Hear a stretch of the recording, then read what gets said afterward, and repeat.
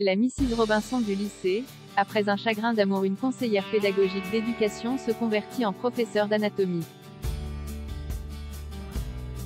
La CPE, conseillère pédagogique d'éducation, d'un lycée de Seine-et-Marne, comparaissait devant le tribunal de Meaux le 12 octobre pour avoir entretenu des relations sexuelles avec 2 élèves de l'établissement. Rappelons qu'au-delà de toute considération morale, l'acte n'est pénalement condamnable que si la victime est mineure.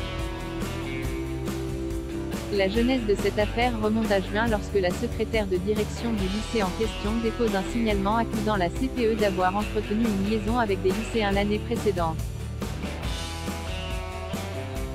Quels sont les éléments qui viennent étayer ces accusations?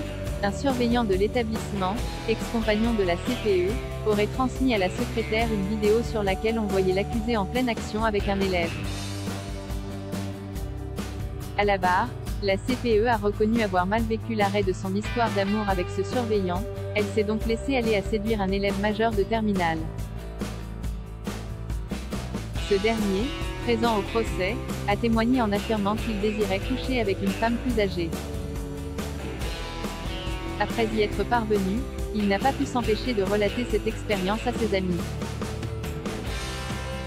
L'un d'entre eux a saisi la balle au bond et s'est rapproché de la conseillère, mais cette dernière l'a rabroué en raison de sa minorité. Pourtant, début juillet 2021, avant la publication des résultats du bac, les 2 élèves se sont rendus au domicile de la CPE et cette dernière a eu un rapport sexuel avec le 2e lycéen, le tout filmé par le premier.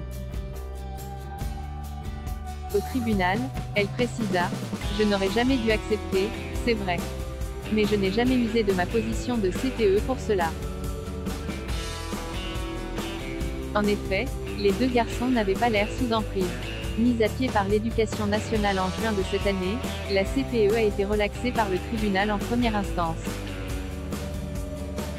N'ayez crainte pour le modèle français, y compris au sein de l'école où les abayas, camis et hijabs sont de plus en plus présents. Une minorité d'irréductibles Gaulois défend le libertinage.